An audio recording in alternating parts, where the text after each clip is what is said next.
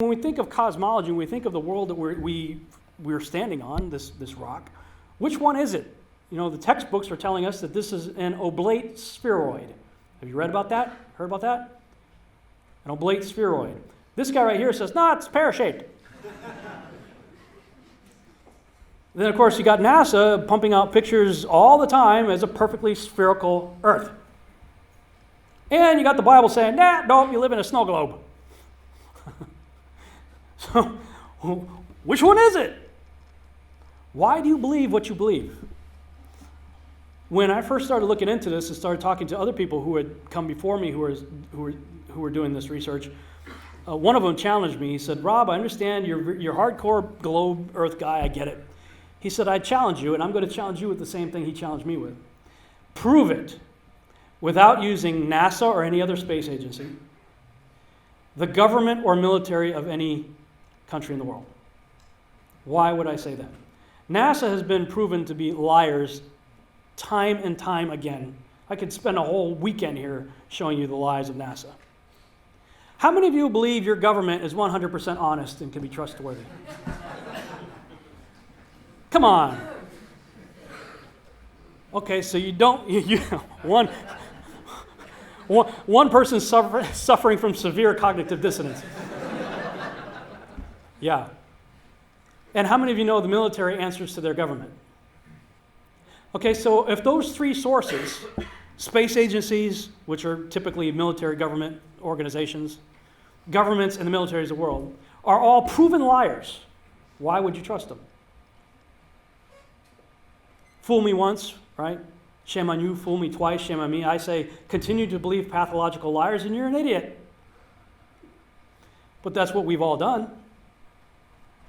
And so, I look at these stuff, we've all seen the textbooks, we've all seen the videos and movies and all these things, and there's so much of it. Do you know what the budget NASA has? Do you know how much they get, how much money they get? Tens of billions of dollars a year. Have you seen the movie Gravity? Okay. That's made for about $100 million, give or take. And if you saw the movie Gravity, that was pretty impressive. I saw it on IMAX, big screen, like, wow. I mean, I felt like I was with Sandra Bullock flying around in space, freaking out myself. Very impressive. Just saw the movie, Passengers, I think it's called. Same thing.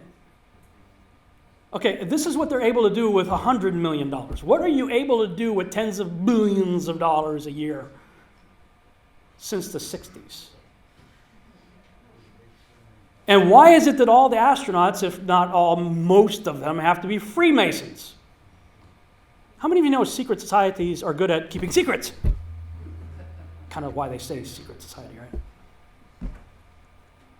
So you have organizations, people say, well, it's too big a conspiracy. There's no way, it's too big a conspiracy, No, it isn't. There's supposedly over 7 billion people on the earth today, right? Look up how many people have allegedly been to space. It's about 550 out of 7 billion. Most of those from the United States and Russia. How many think those two countries are very trustworthy? They always tell the truth, right? Their government never lies. My government never lies. And most of the astronauts are military trained. I was in the military. We're trained to keep secrets. Right? Yeah. I say don't trust me either. And they're Freemasons. Okay, secret, all over the place. 500-something people. It's not too hard. The mechanic has no idea what the king knows, right? There are people working for these agencies that believe what they're doing is what they're doing. They're making parts. They're going to go on something that's going to get launched up somewhere. That's all they know. There are other people who sit in front of computers that get data coming from somewhere, and they interpret that data. Are they in on the conspiracy? No, they're just doing their job. But I'll tell you, some of these people are starting to question their job. People say, we've all seen the curve. If you ever look out, you ever fly in an airplane, you're an idiot. If you ever flown in an airplane, you've seen the curve. I've flown in airplanes lots of times. And I would have said before doing this research that I saw the curve too. But you didn't. You thought you did. You convinced yourself that you did. Next time you go up in an airplane, take a camera with you. Make sure you don't have a fisheye lens. Take pictures out your window. bring it into some kind of software like Photoshop, put a parallel line over it, and you're going to see it's flat as a pancake. I was thinking about something this morning. Let's say this is my field of view right here, okay?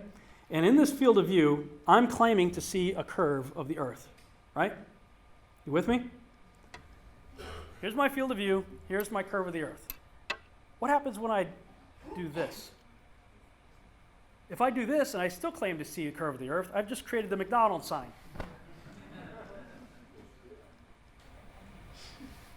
Right?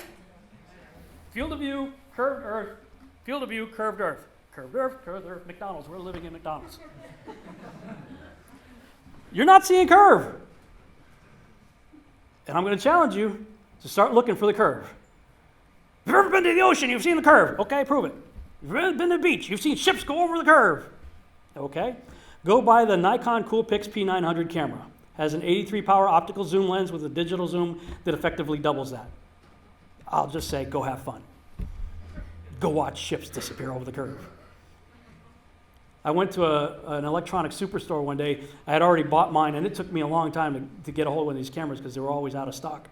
And I went to this one superstore, and they were out of stock. And the guy that was there, I was asking him about it. He goes, "Yeah, we can't seem to get them." He said, "I want to check it out too. I've been hearing a lot about this camera." I said, "Yeah, I know why you can't find them anywhere." He goes, "Really? Why?" I said, "Do you know what cognitive dissonance is?" No? Well, it's when you believe something to be true, and then somebody challenges it, and you think the other guy's an idiot. Oh, okay. Okay, so with that being said, would you like me to continue? Yeah. Flat earthers are buying them all up. What? I said, cognitive dissonance. Remember that? Because I live right near a place called Lake Louisville that has a good 7-mile stretch that I shouldn't be able to see stuff on the other side that I could see. And I started telling them stuff, and you guys remember the cartoon, The Flintstones? There's that sound effect. It's like that's the sound you hear when the gerbil jumps off the wheel in somebody's head. Hey, check this out. Look at that. You watch the ship go out, and you see it disappear from your eye because of perspective and all kinds of other stuff. It looks like it's disappeared. Hey, let's get the camera out. Zoom in. There it is. And if you've been watching my YouTube channel, you've seen a lot of other videos on it as well. So, I mean, as you do this research, what ends up happening is you'll think you come to a solid conclusion. I proved this. All right. But then the yeah, but guy shows up. Well, yeah, but.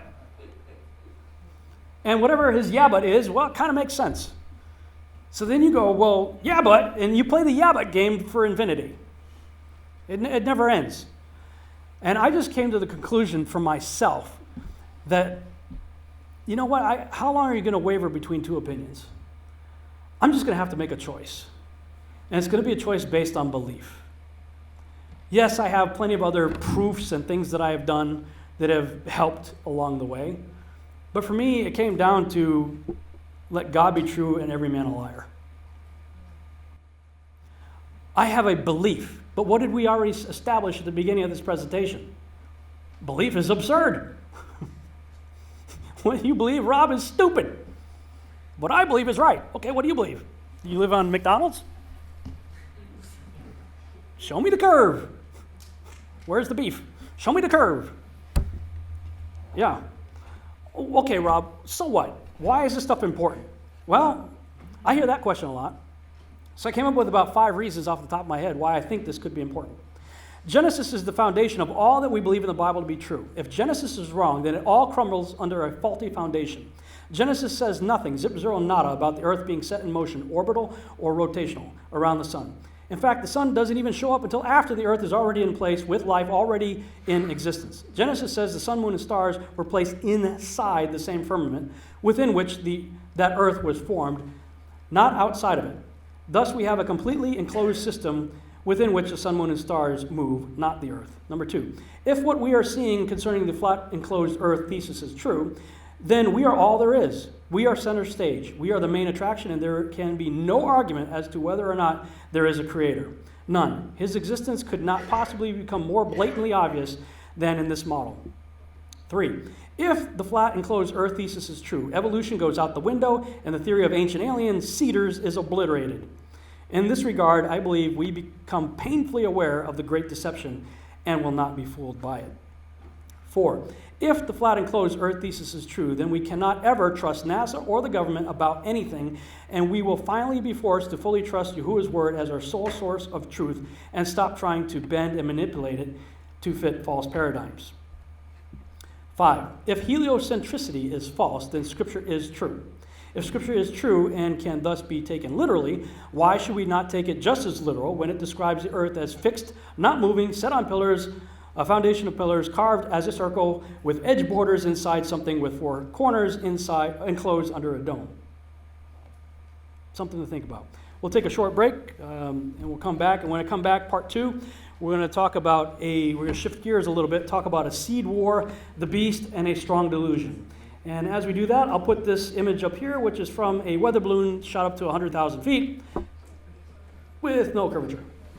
See you back in about 10 minutes. Thanks so much for watching. I hope you enjoyed this video presentation. If you did, please subscribe to my YouTube channel, like the video, and share it on your favorite social media sites. There's a lot more to come, so stay tuned and we'll see you back next time.